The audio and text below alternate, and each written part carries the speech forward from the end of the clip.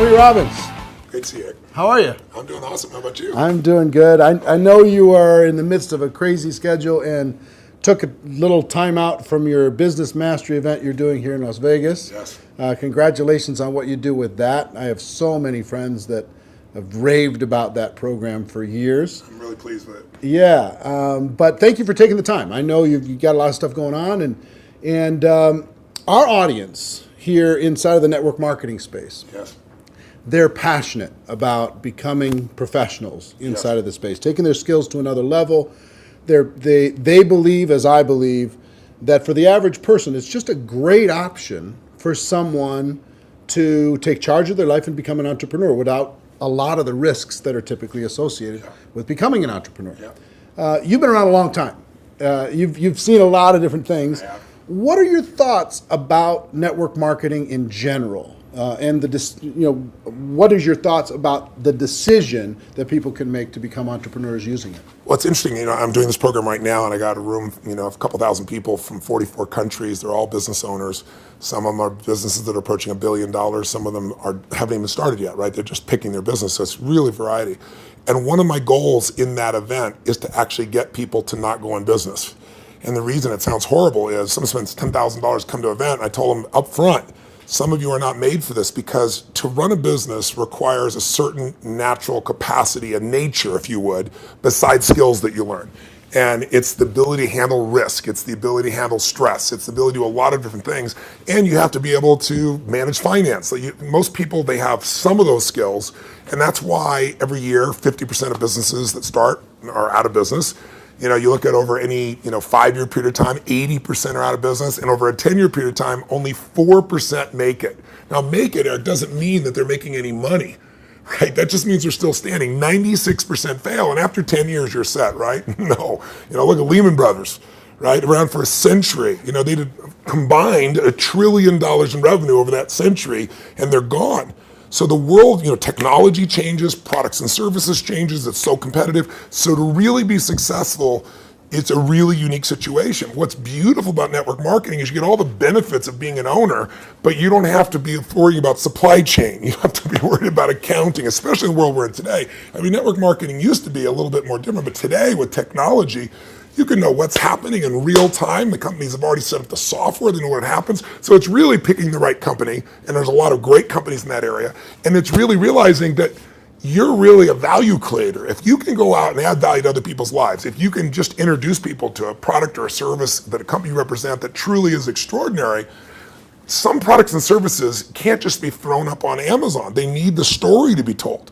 And if you found a product or service of that nature and you got a company that has a generous schedule of being able to reward you, and then you begin to get leverage where it's not just you, where you've multiplied your efforts to other people, then you get all the benefits of being a business owner without all the headaches and without the same level of risk.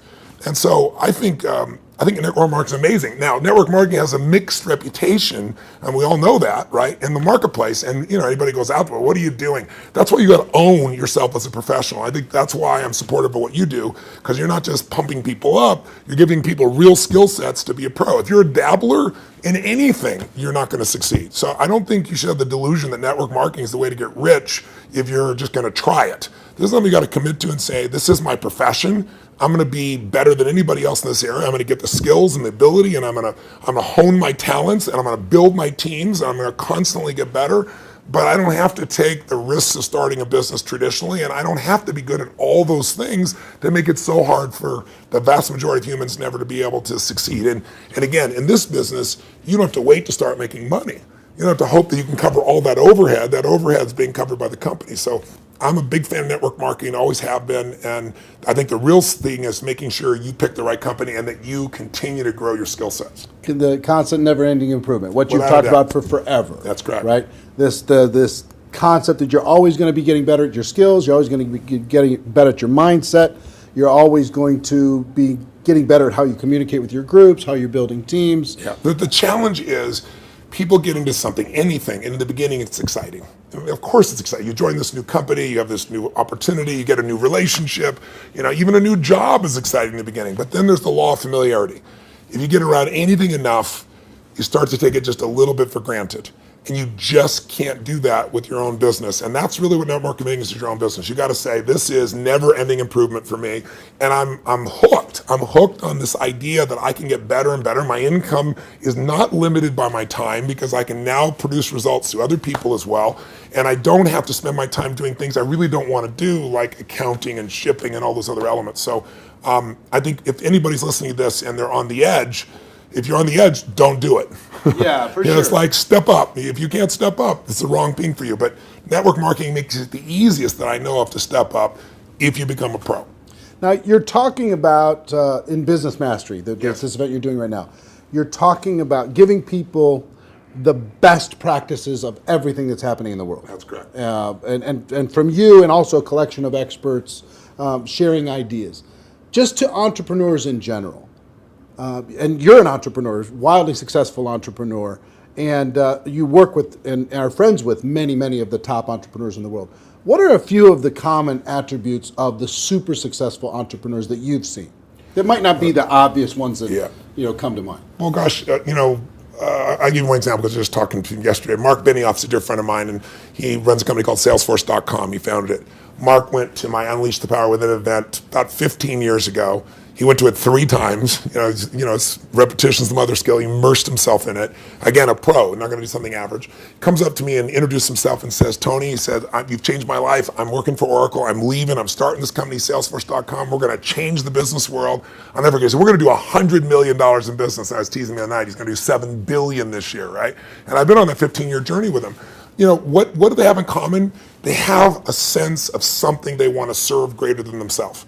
The only challenge sometimes in network marketing, and I think what gives it a bad reputation for some people, is you get people in there that really act like they're doing it for something larger than themselves, but it really is only them. Now, there's nothing wrong with you wanting to profit and be successful, but motive does matter. And the most successful entrepreneurs have a motive that includes themselves, but they want to do something that's going to change the world, make the world different. It's like, when you're trying to meet your own needs, you get a certain level of insight. If you're trying to meet the needs of your family, you get a different level of insight because life supports whatever supports more of life, more people. If you're trying to support your community, different insight. If you're trying to have an impact on the world, it's even larger. And I found in network marketing, you find a few missionaries that are like those other entrepreneurs that it really is their mission. They'd honestly do it for free. And they want to make money, and they do make money. But if you're only doing it for the money, the unfortunate part is people sense that, and then they feel like it's just a transaction as opposed to an experience of added value. There's only one way on earth to really become wealthy, and that is do more for others than anybody else is doing. And if you can find a way to do that through your vehicle, like network marketing, there's no limit. But people sense what's really driving you, and you can't fake it because people's bullshit meters today are so big because everything's bullshit. Reality television is bullshit. It's even fake. So if you can just be raw and real and connect your mission, that is not to say that you're not going to benefit. Hell, I'm fortunate enough now. I got 21 companies. I got 12 I actively manage. We're approaching $6 billion in revenues this year, and I'm a guy that started out, in a 400 square foot bachelor apartment in Venice with no business background. But what has been my driving force is every industry, every company I've into, it's like, I'm on a mission to create massive improvement and change. And I don't just say that shit. If you want to know who I am, you don't have to watch how my lips move, watch how my feet have moved for, 3.5 decades, actually 38 years now. I started when I was 3, I think, something like that. But that's it. Find your mission, find a motive greater than yourself, and ironically, you will do incredibly well yourself.